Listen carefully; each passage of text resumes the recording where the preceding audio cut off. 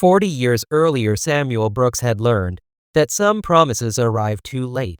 Not because people don't care, because sometimes the place that could save the person you love is simply too far away. He never blamed the doctors. He never blamed the ambulance.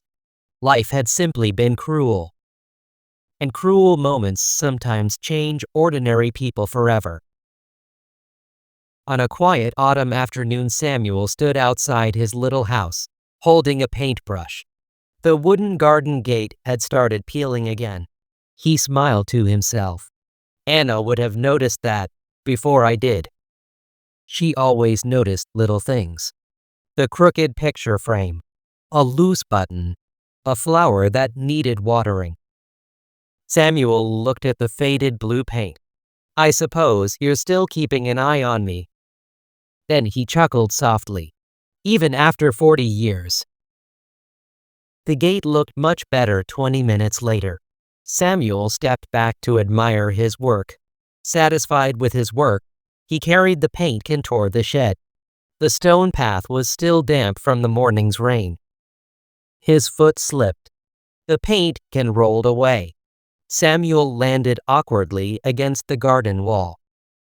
For several seconds, he simply remained sitting, waiting for the pain to settle. When he finally tried to stand, a sharp pain shot through his left hip. He frowned. Well, that's not ideal.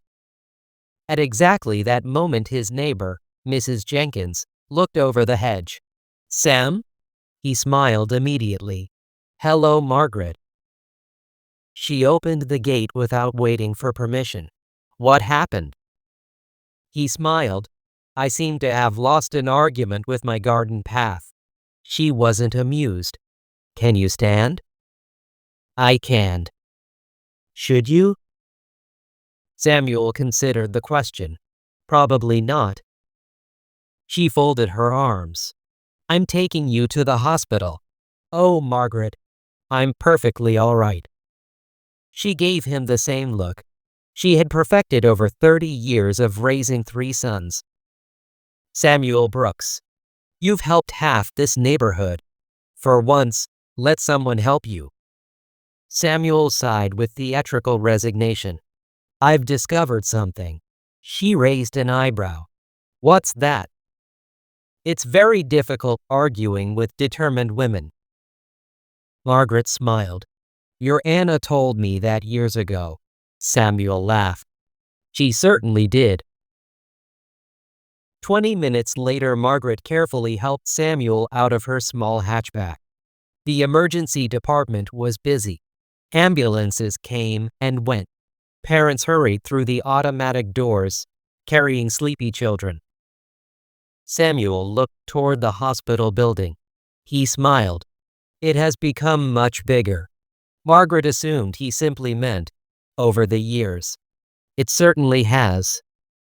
She did not notice that Samuel wasn't looking at the main entrance. His eyes had settled on the children's wing. He smiled quietly, almost like greeting an old friend. Margaret carefully helped Samuel through the automatic doors. The emergency department was busy. Not chaotic, but full of ordinary people, having difficult days. A little boy sat quietly with an ice pack on his forehead. An elderly couple spoke in whispers. A young father paced the room with a sleeping baby in his arms. Samuel looked around. Hospitals haven't changed much. Margaret smiled. No, they're still mostly waiting. Samuel chuckled. And hoping. A young nurse approached with a wheelchair. Good morning. My name is Emily.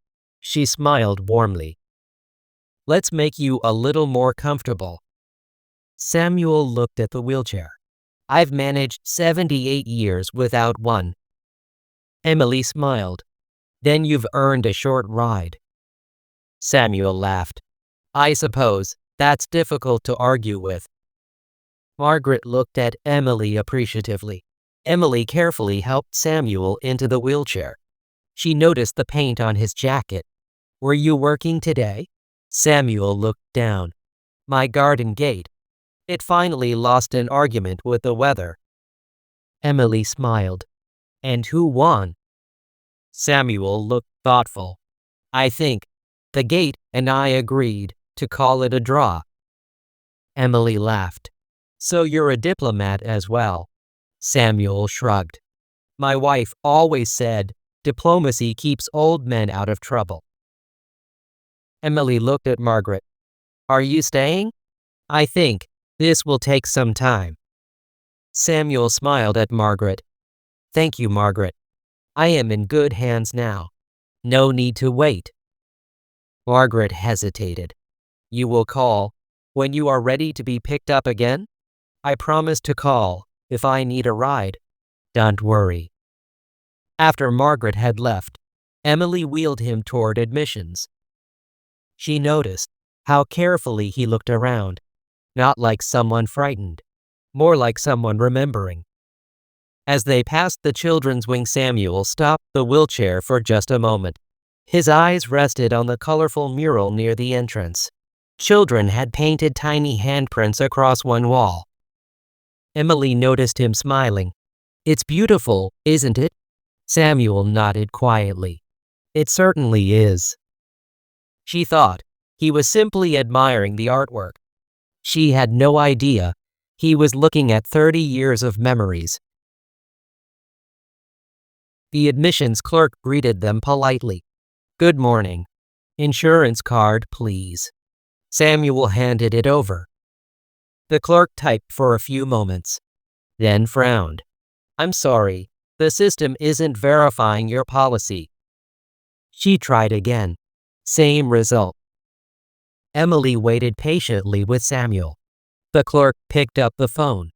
I'll call Dr. Mitchell. A few moments later, the hospital director arrived. Dr. Laura Mitchell carried herself with calm confidence. She greeted Samuel kindly.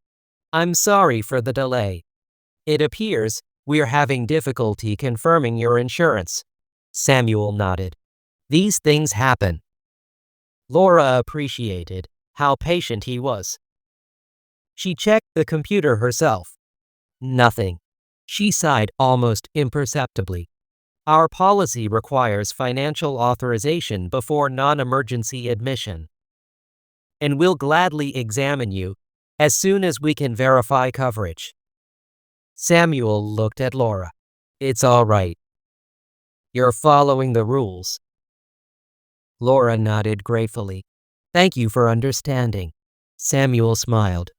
I found that most rules begin with good intentions.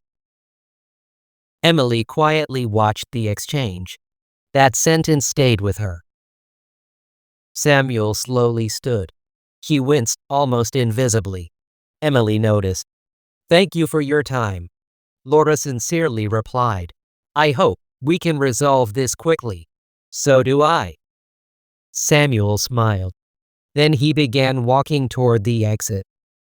Emily watched him disappear through the automatic doors. He sat down at the bench in the shade of the old oak tree. He did not take out a telephone, did not call for a ride. For several seconds she remained standing exactly where she was. The admissions clerk had already moved on to the next patient. Everything returned to normal. Except, it didn't feel normal anymore. Emily looked at the clock on the wall. 5:42 in the afternoon. 18 minutes until the end of her shift. She took a quiet breath. Then she walked over to the charge nurse. Linda? Yes. Mr. Brooks just left. Linda nodded. I know. Emily hesitated. When my shift ends, I'd like to check that he gets home safely. Linda smiled. I was hoping you'd say that. Emily looked surprised. You were? Linda nodded. You finish at 6. Your patients are stable. Go. Emily smiled. Thank you. Just don't leave before 6. Emily laughed. I wouldn't dream of it. At exactly 6 o'clock, Emily removed her name badge, hung it carefully inside her locker, and changed into her light blue jacket. Most nurses hurried toward the parking lot after a long shift.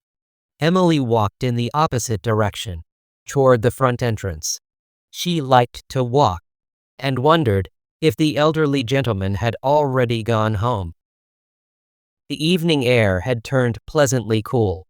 The large oak tree beside the hospital entrance now cast long shadows across the sidewalk. Emily smiled.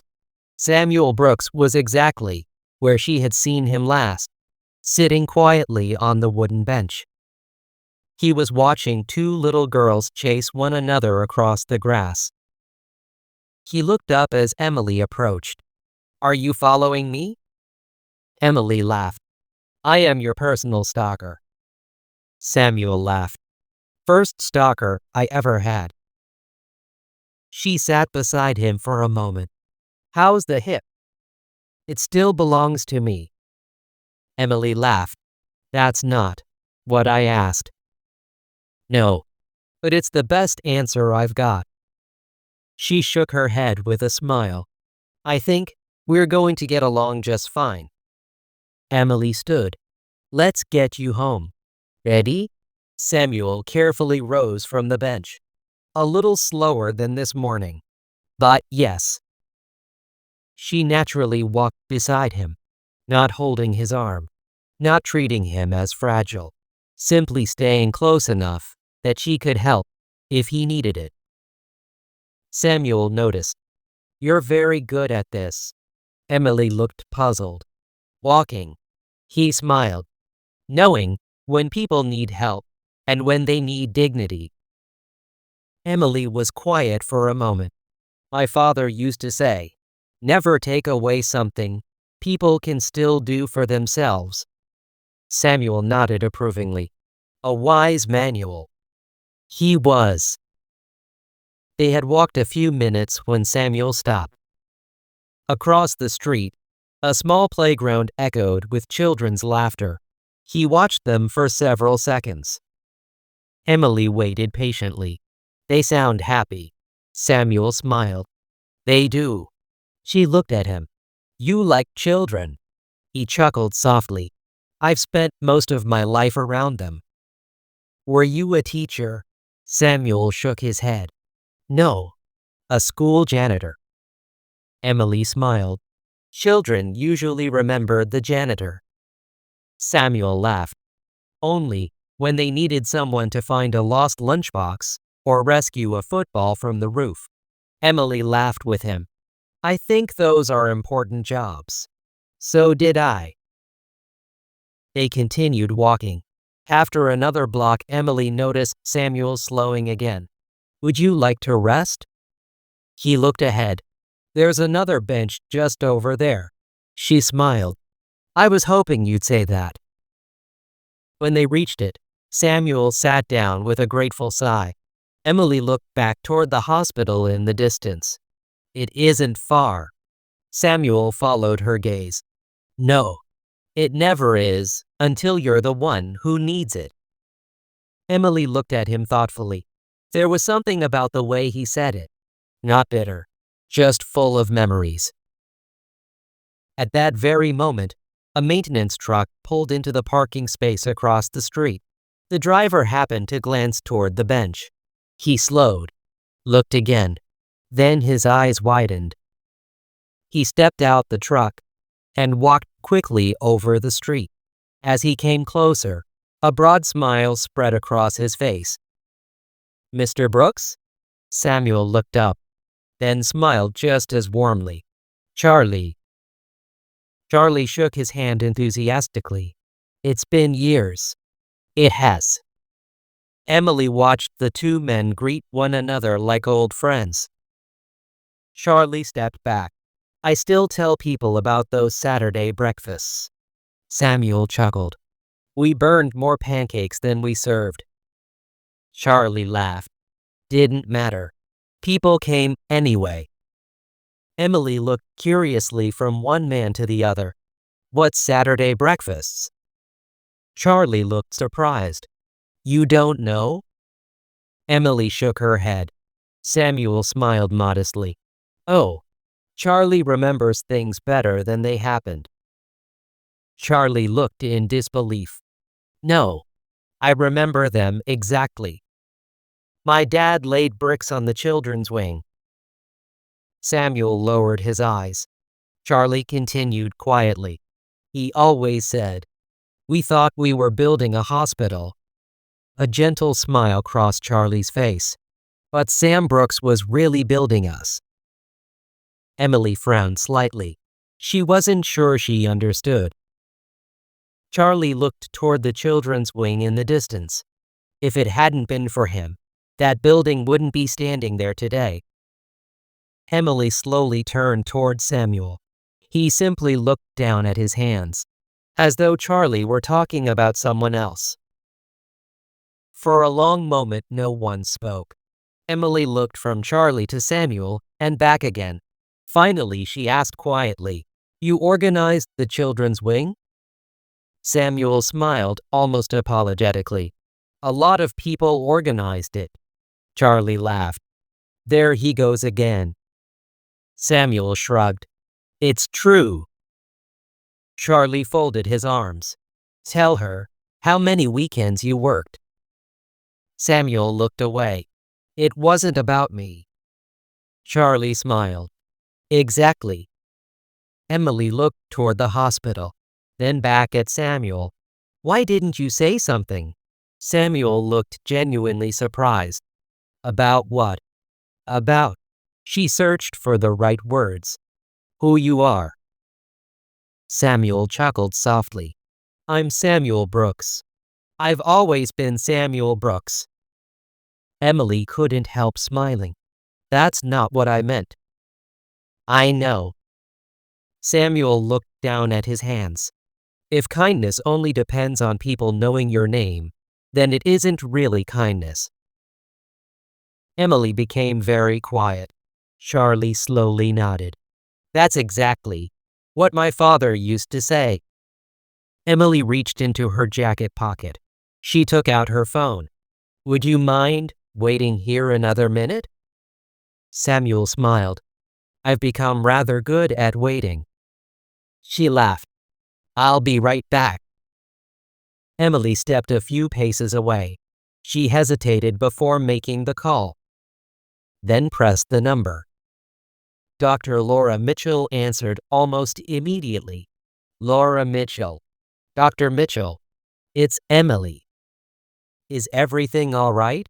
"Yes." A pause. "I think there's something you should know." Laura listened without interrupting. At first she assumed Emily had discovered an insurance solution.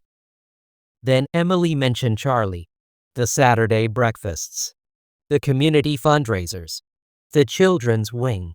Silence. Finally Laura quietly asked, "Are you certain?" Emily looked towards Samuel. He was laughing gently at something Charlie had just said, as though none of this conversation concerned him. "Yes, I'm certain." Laura slowly sat back in her office chair. She looked through the glass wall toward the children's wing. She had worked in this hospital for 12 years.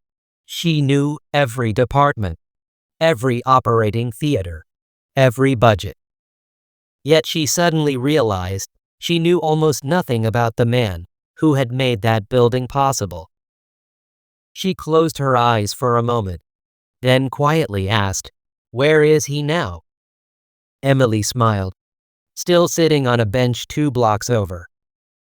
Laura looked at the clock. It was only a few minutes past 6. "I'll be there." Charlie watched Emily end the call. "You called the director?" Emily nodded. "I did." Samuel looked mildly embarrassed. "Oh dear." Emily smiled. "No, I don't think 'oh dear' is the right response." Samuel laughed. "What would you suggest?" She thought for a moment. "Let's see what happens." Samuel smiled. "I've always liked optimistic people." Meanwhile, Dr. Laura Mitchell didn't ask her driver. She didn't call security. She picked up her own car keys. As she hurried through the lobby, she passed the bronze plaque near the entrance. She had walked by it hundreds of times, perhaps thousands. Tonight, for the first time, she stopped to read it. It simply said, "Built through the generosity of this community." Laura looked at the words for several seconds, then whispered to herself, "I wonder who taught the community to be generous." She hurried toward the parking lot, not because she wanted to meet a famous man, because she had the uncomfortable feeling that she had just sent a very ordinary one away. A man who had never wanted to be extraordinary, yet somehow had become exactly that. Emily looked up as a small silver car pulled quietly to the curb. Dr. Laura Mitchell stepped out, not wearing her white coat, not carrying a folder, simply Laura.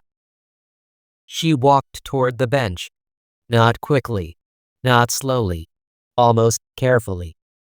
Samuel stood as she approached. "I hope there isn't another problem." Laura shook her head immediately. "No." A small smile crossed Samuel's face. "Well, that's already encouraging." Emily couldn't help smiling. Laura stopped in front of him. For a moment, she searched for the right words. She had delivered difficult diagnoses. She had comforted grieving parents. She had spoken before international medical conferences. Yet somehow, this conversation felt harder than all of them. Finally, she said quietly, "I owe you an apology." Samuel looked almost surprised. "For what?" Laura smiled sadly. "For following the policy and forgetting the person." Samuel looked at her for a long moment. Then, to everyone's complete surprise, he gently shook his head. "No." Laura looked puzzled. "No? You didn't forget me." She frowned. "I sent you away." Samuel nodded. "Yes. But you didn't send me away because you were unkind. You sent me away because you believed you were protecting the hospital." Laura felt the words settle heavily inside her. "I was." Samuel smiled. "I know." For several moments, only the evening breeze filled the silence. Finally, Samuel spoke again. "May I ask you something?" "Of course." "When you became a doctor, why did you choose medicine?" Laura looked surprised by the question. She thought for a moment. "Because I wanted to help people." Samuel nodded gently. "I thought so." He smiled. "This afternoon, the administrator in you made a decision." He looked kindly into her eyes. "Now I met the doctor." Laura felt tears gathering before she could stop them. Emily quietly looked away, giving her director the privacy she deserved. Laura took a slow breath. "Would you allow me to take you back to the hospital?" Samuel tilted his head slightly. "I thought you couldn't admit me." Laura smiled faintly. "I've already spoken to admissions. The insurance company called back. The verification problem was entirely on their side." Samuel laughed softly. "So, I've been promoted?" Laura blinked. "I'm sorry." "From waiting room to patient." Emily laughed. Laura did too. The tension disappeared. Just enough. Emily stepped beside the wheelchair. "I promised I'd get you home safely." Samuel nodded. "You did." She smiled mischievously. "I didn't say which home." Samuel looked at Laura, then back at Emily. "I seem to be surrounded by determined women." Emily grinned. "I've heard that before." Samuel sighed dramatically. "I was hoping I'd become wiser with age." Laura smiled. "I don't think that's your problem." "Oh." No, you've simply never learned when to stop arguing. Samuel laughed. I'll accept that diagnosis. A short while later, Samuel sat in a quiet examination room. A young orthopedic doctor carefully reviewed his x-rays. After several minutes, he smiled. Good news. No fracture. Samuel looked relieved. So the garden gate won. The doctor laughed. I think we'll call it a draw. Emily smiled. They've already had that discussion. As Samuel stood to leave, Laura asked quietly, Would you mind showing me something? Samuel looked curious. What? The children's wing. He smiled gently. I've seen it many times. And I am sure you have too. Laura nodded. I know, but I've never seen it through your eyes. Samuel was silent for a moment. Then he nodded. I'd like that. They walked slowly through the brightly lit corridor. Tiny handprints decorated a whole wall. Colorful balloons floated above the reception desk. A little boy raced past, pushing his IV pole like a racing car. His mother chased, laughing after him. Samuel smiled. He seems to be feeling better. Laura nodded. He is. They stopped beside a large window overlooking the neonatal intensive care unit. Inside, tiny babies slept peacefully. Their parents sat quietly beside them. Some reading, some praying, some simply watching. Samuel placed one hand lightly against the glass. For several seconds he said nothing. Finally he whispered, This is why. Laura didn't interrupt. Samuel continued. 40 years ago, parents here would have been driving to another city. He smiled softly. Now they're already home. Laura slowly looked around the room. For years she had believed this wing was built by generous donations. Standing beside Samuel, she finally understood. It had been built one conversation, one breakfast, one repaired fence, one hopeful neighbor at a time. The next afternoon, Samuel was ready to go home. The pain in his hip had eased considerably.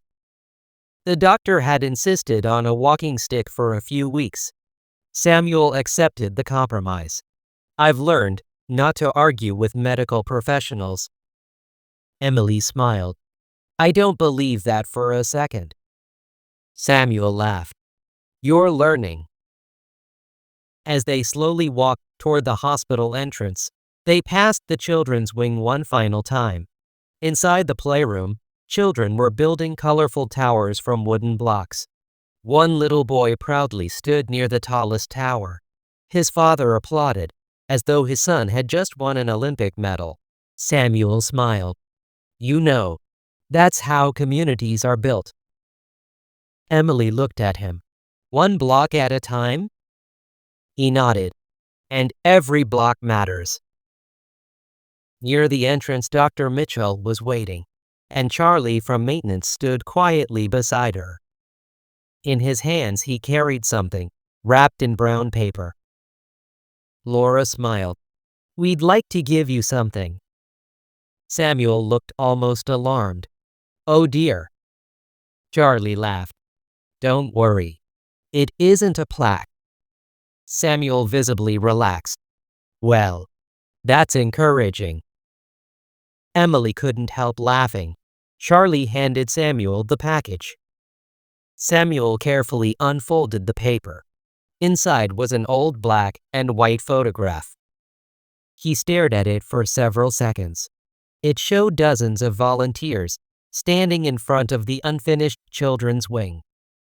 Some held paintbrushes, others wheelbarrows. Children sat on piles of bricks. Everyone was smiling. Near the very back, almost hidden, stood a much younger Samuel, paint on his trousers, a shovel in his hands. Standing exactly where he would have chosen to stand. Charlie smiled. My father kept that photograph. We dug it up yesterday. Samuel gently touched the edge of the picture. I thought it had disappeared. So did we. Laura looked at the photograph. You really were standing in the back. Samuel smiled. There were better people to stand in front. Laura quietly shook her head. I don't think that's true. Samuel looked at all the familiar faces, then smiled. It is. He pointed to the photograph. The woman who baked pies every Saturday. The carpenter who built the playground. The teenagers who washed cars. The retired accountant who counted every donation. He smiled. I remember every one of them. Emily noticed something. Samuel hadn't mentioned himself once. Laura looked at him thoughtfully. Yesterday I thought, this wing was your greatest achievement. Samuel slowly folded the photograph. No. He gently shook his head. The wing is only a building. He looked toward the playroom. The real achievement is that all those people discovered they could change someone else's life. Laura nodded. Samuel smiled. And once people discover that, they rarely stop. For a moment, none of them spoke. Children's laughter drifted softly through the corridor. Finally, Laura smiled. I think we've always been telling only half the story. Samuel looked at her. We've always said the community built this wing. Samuel nodded. They did. Laura smiled gently. But first, someone taught the community what it meant to care. Samuel was quiet. Then he looked at Charlie, at Emily, at Laura. Finally, he smiled. No. He gently shook his head. We built each other. The words settled gently over the corridor. Charlie looked toward the playroom. Emily looked toward the families. Laura quietly wiped away a tear. Not because of the building, because she suddenly understood that every person standing there had been shaped by someone else's kindness. As Samuel reached the entrance, Emily opened the door. Bright afternoon sunlight spilled across the floor. Samuel stopped for one last look. Parents carried babies toward the parking lot. A little girl proudly waved goodbye to her nurse. A young doctor knelt to tie a child's untied shoelace. Ordinary moments. Almost invisible. Samuel smiled. Anna, I think you would have liked this. He waited a moment, almost as though listening. Then nodded quietly. I know. So did I. Emily walked him to Charlie's pickup truck. Charlie had insisted on driving him home. Before Samuel climbed in, Emily smiled. I still owe you lunch. Samuel laughed. I haven't forgotten. Charlie grinned. I hope you don't mind if I come too. Samuel looked at both of them. I was wondering how long it would take before my quiet lunch became crowded. Emily smiled. Seems like that's what happens when you spend 40 years making friends. Samuel laughed. I suppose I'll have to learn to live with it. Charlie started the engine. The truck pulled slowly away. Emily and Laura stood side by side, watching until it disappeared around the corner. Finally, Emily spoke. Do you think he'll ever understand what he means to this town? Laura smiled. I don't think he needs to. Emily looked at her. Laura's eyes rested on the children's wing. I think people like Samuel measure their lives differently. How? Laura smiled. They don't ask, what did I build? She looked toward the hospital one last time. They ask, who will be able to build Because I was here. Emily quietly nodded. She looked back toward the hospital. Life continued.